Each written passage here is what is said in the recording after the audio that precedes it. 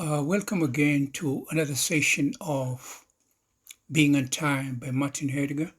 And your host, as usual, is Dr. Gilbert Githere. We are continuing with the subject of time and being, and especially those people who are doing their PhD or doctorate level studies. They find that being on time is the shortest if you're picking a topic, narrow topic for analysis. This is one of the most appropriate subjects that you can pick being on time. And I've handled it because I want to help people see that when you're doing a dissertation, you don't have to pick a very wide topic. 3 words, being on time. And Sartre said being a nothingness.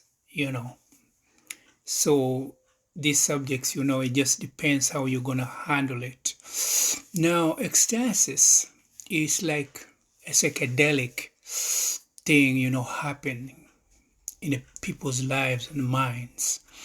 And is actually handled by Martin Heidegger as one of the most important aspects of searching for the entities that help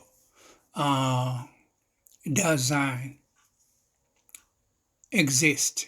The existence of Dasein involves a lot of ecstasy. You'll be surprised. Ecstasy outside of itself. That's the definition, outside of itself.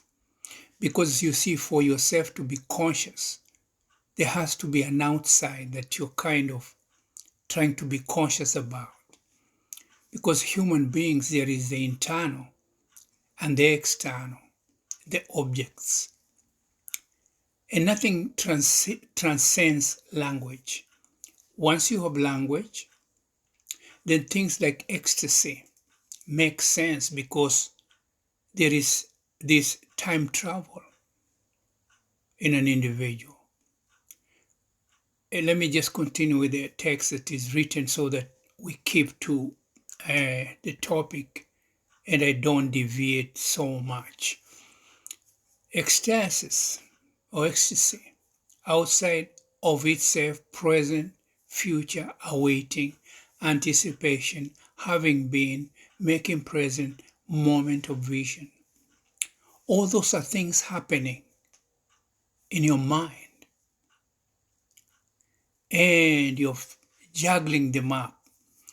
It's like algorithms in a computer.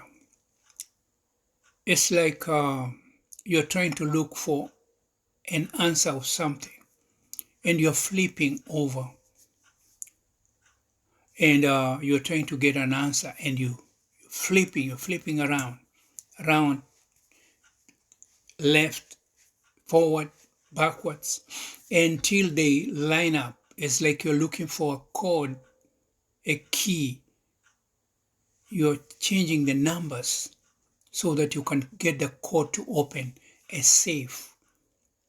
This is exactly how the ecstasy that we're talking about is almost an equivalent of that. Flipping the possibilities. Ecstasis uses temporality to discover entities, but this activities is not in order of 1, 2, 3, a sequence that is so formal. No, it's haphazard. The future does not come after having been, and having been does not come after present. Temporality temporalizes itself as the future. As it does this, it produces the present from having been. It is important at this point to introduce the fact that deciphering of entities from the concealment is the work of temporality. Also possibilities, authenticity and inauthenticity that allow Dasein existence is a work of temporality. In very simple language, this closedness can help us, though ecstasis, be able to unconceal entities that exist as being in the world. So you can see, I know you have been following the other subjects, and now might be you're familiar with this language, like the one I just gave a lot of words: anticipation, moment of vision, a temporality, future, having been. These are words that Martin Heidegger uses a lot in deciphering the entities that are able to help design exist in the environment or in the falling out there. The temporality of being the world and the problem of the transcendence of the world, transcendence, abstraction of things metaphysical, and the temporality that we have, which temporalizes outside ourselves as we achieve consciousness. Ecstasy in total form temporality, and that is the equivalent of consciousness outside of self. When the future, having been, and present are at play freely, there is always assurance that there are entities out there. Because this temporality and temporalizing is all an issue in a Heideggerian way of trying to unconceal entities that are useful to human life and will help you either make your life easier, or it kind of allows you to see more details of the things that you're facing in the world, even if it's anxiety, curiosity, and all these kind of things. The ecstatical unity of temporality equal outside of itself, unity, hyperreality, future, present, and having been equal entities existing out there. That one I've just kind of put out like a formula. You got to decipher it, kind of go through it, and you'll see it makes sense in the Heideggerian concept. The entities with the title being there are the ones that have been unconcealed. The unconcealed is in the realm of care. Care is full of unconcealment of an entity. Ecstatical temporality clears the there primordially. It is what primarily regulates the possible unities of all dozens existential. Mouthful there, you got to digest it.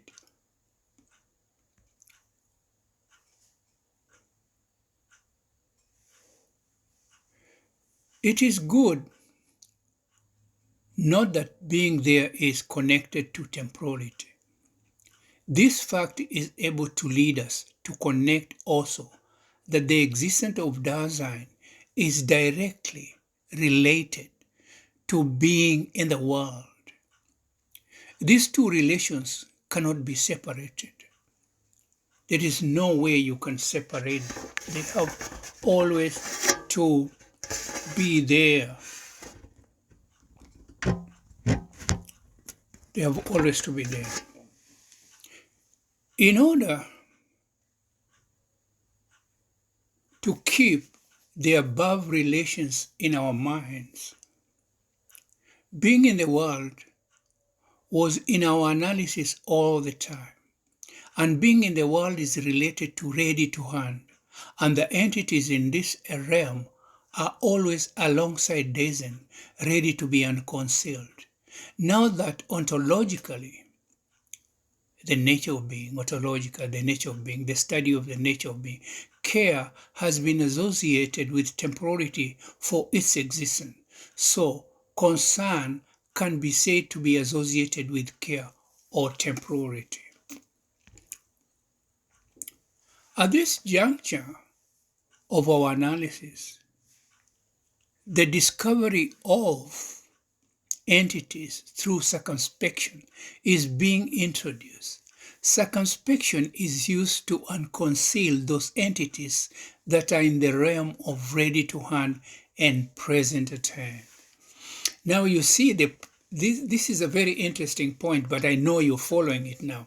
Ready to hand and present at hand are the things, for example, if you remember in part 3 or part 2, I talked about a sculpture, a person who has studied the art of sculpturing. He brings sculptures from a piece of log or a piece of rock.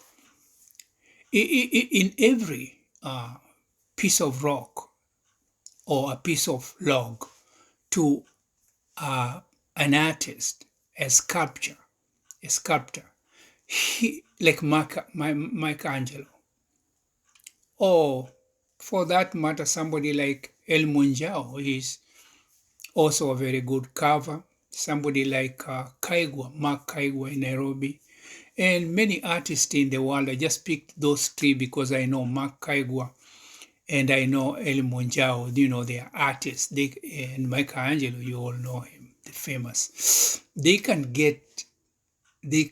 carve something out of a piece of wood. And in every piece or log of a log, there is a beautiful sculpture in there. You just need to have a sculpture, and he'll carve it, and then he'll bring it out. So when the log is just lying on the ground, that is actually in a Heideggerian way, ready to hand and present at hand. It can give you a nice piece of art from that log. You all need a sculptor with his equipment, and it'll be unconcealed. That's the explanation of the ready to hand and present at hand. When Dasein is described as being in the world, it has always been said he was existing alongside the concealed entities in a state of ready to hand and present hand. These entities are discovered by just looking at them after a long experience and observation. You're looking at a certain activity, let's say like Archimedes' principle. Because before Archimedes discovered the law of flotation, that a body replaces its own weight in water, he had to look, observe, and test it and use the right equipment or right containers so that the rock he dropped in the water, immersed in water, displays its own weight and mass. So that is through experience and observation. And it's the same thing about unconcealing things. Just by revisiting what our analysis has uncovered previously about deciphering of entities, we know that knowledge is acquired through education, allows us to discover entities who could help in Dasein's experience. Dasein's existence. At the same time, we know that time is a player in circumspection. So temporality is also involved in circumspection. Time is always with us. As we do things, as we explore our environment, time is with us. And that's why you will see time at the end of this lecture and this analysis. Time becomes the most important thing, and Martin Heidegger deals with it at the end of Being and Time, because you can see the subject of the thing is being and time. And time, there can never be being without time. Humans can never exist without time. So it is good to keep that in mind. Temporality is a must when it comes to the concept of being in the world. Because temporality is like temple. We live in this world in a certain kind of tempo with a certain beat. And you can see, we wake up in the morning and the sun comes up, and the sun goes up, 12 o'clock, it's right on our heads, and then it goes and it sets up at 6 o'clock. That's our tempo, morning, noon, and in the evening, and the sun sets. That's our tempo. And the time is going. Seconds are ticking. And the finiteness of us human beings makes time very, very important. Because without time, finiteness will not be there. Things are finite because time is ticking. Time is ticking. And we come to the end of our lives.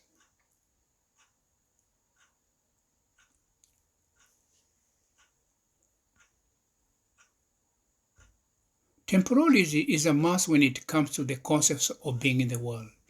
And ready to hand and present at hand are also conditions which rely on being in the world, and so is distance alongside and concealed entities. Temporality of concern is what we will try to get at this point. Concern is that behavior of being alongside the world, circumspection and scrutiny of that which is around us in the environment.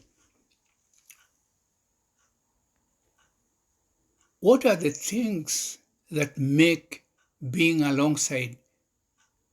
What are the things that make being alongside? These are using, you have an item like a container, you use it in drinking or eating something from it, using it, manipulation of an experiment, like I talked about Archimedes. He had containers and a piece of rock, throws it in the water, it displaces it. Producing, you plant something, a seed has got to be negated, so it reproduces itself by negating itself. Ready to hand, as I said, ready to hand, excuse me, on a piece of log. There's a statue in every log. You only need an artist, a sculptor, who will be able to chisel it out, shape it out from the log. The deficient, then there's a deficiency. Lack of something makes you inquisitive, so you want to have a satisfying life. You want to reduce deficiency in your life. And differentiated modes of these are all these entities that doesn't need for existence. So when you decipher what I've been listing up, you're exploring the entities who make Dawson's life easier. Our concern is not on things ready to hand. Our existence does not center on them only. In real sense, we are indifferent when it comes to these concerns. Because as we talked about the hammer, you remember in Martin Heidegger's A World, the hammer is an important sample of entities. When we have unconcealed entities, we are not consumed thinking about them. And consciously, all the time we want to use a hammer, we say, oh, I'm going to get a hammer. I'm going to go outside. I'm going to build a shelter for my dog or something. And then you say, oh, I'm hammering a nail in wood. No, you are thinking of other things completely, and you're accomplishing building a shelter as you think about different things. So That's why you see we are indifferent. We are indifferent to what is happening around us. But we are accomplishing two things or three things at the same time. That's the wow, that's the phenomena that is human. Multitasking. And not even multitasking in the computer world sense. A human being is always multitasking. He's doing mind travel. He could be writing something, but his mind is, let's say, for example, I'm in California. I could be writing something in California, but I'm thinking about Nairobi. My mind travel takes me back all the way to Makongeni, where I grew up. And I think about different people, different things I used to do. But I'm writing or doing something else. I'm mowing grass.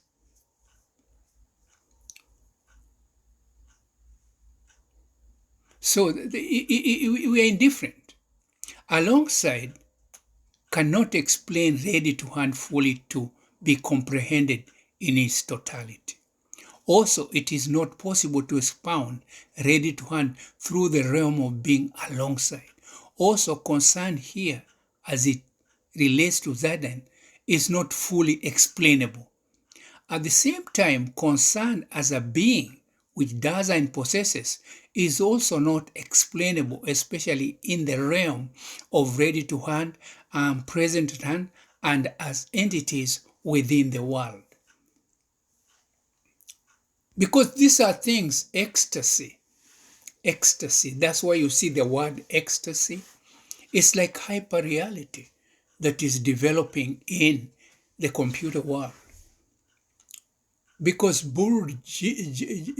Jean Bourriard, in the Simulacra book, which he wrote, I think is 1982, 1983, he reaches to explain that we have, in postmodernity, we have reached a state of hyperreality. And repetition and reproduction is what is in there now, is what is creating the images we consume in the media. There's a lot of repetition. And a logarithm is actually a system of repetition, rewinding and unwinding, rewinding and unwinding, like forwarding and or shuttling. A logarithm for search of answers. You have asked Google to tell you when did Gutenberg discover the printing press. So it goes churning, a logarithm, in matter of split second in the 14th century. I hope I'm right there, 14th century, 15 something. But if we scrutinize deeper, we see a possibility that the two have a commonality. Concern is an entity that does and has. At the same time, concern is very much connected to undiscovered entities ready to hand and present at hand. And doesn't is curious to unconceal them so they can stop to be of any concern as hidden entities. So you see, concern in consciousness is like circumspection is also, concern is a variable of circumspection or experimenting. You have got to be curious and concerned for you to be able to undiscover and conceal entities. That's how we do our discoveries. We are concerned and we are curious. When we're looking for an equipment, we are always not just looking for one in isolation. We always have other equipment leaping out from our schema. You go through many things. You might be looking for a nanotechnological innovation, But at the same time, you might be thinking of a mechanical equipment to help you do a certain job easier in your life.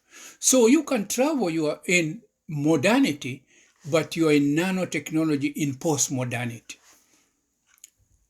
That is the ecstasy I'm talking about. And that's the temporality, temporizing.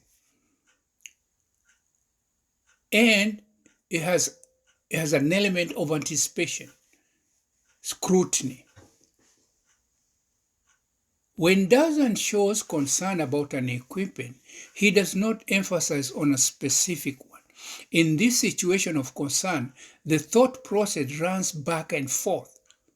See, yes, exactly the way. External, horizontal, temporality. Scanning on a totality of equipment. And as we talked, the phenomenology that Edmund Husserl discussed about is, let's say, for example, look at a plate that we use today made of porcelain. In the olden days, people used leaves like Hawaiians. They used taro leaves as a container and a gourd as a container. Then there is a history of gourd. There is the phenomenology, the hermeneutics, the history, the historicity of the development of a plate. It has a history. The historicality of things. I talked about historicality and historicity. And temporality and temporalizing, they go together with historizing, historicality. They are all entangled in our consciousness.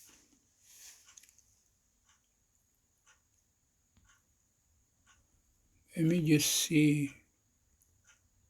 I'm going to stop at 30 minutes because I discovered that when I record programs longer than 40 minutes, they are cut short at a certain point. And it's kind of, I don't know what YouTube is doing or Twitter. It never used to happen. Being alongside care, being alongside your neighbor triggers care. Because care is actually a big purpose why we are in the world. Care. You might not really think about it. And even in the Bible, those people who are spiritual, it tells you you must treat your neighbor as you would like yourself to be treated. These things are also Heideggerian. Help in being alongside, in brackets, care, helps circumspection. And especially when temporality temporalizes in the realm of existential ontological phenomenology of the Dasein or emphaticity, entities who go along with being of Dasein are exposed in the above method. Care is a variable of temporality. In order to understand things, one has to go through temporality, tempo that I talked about. You have got to be at a certain historical development to need a certain kind of mode of travel.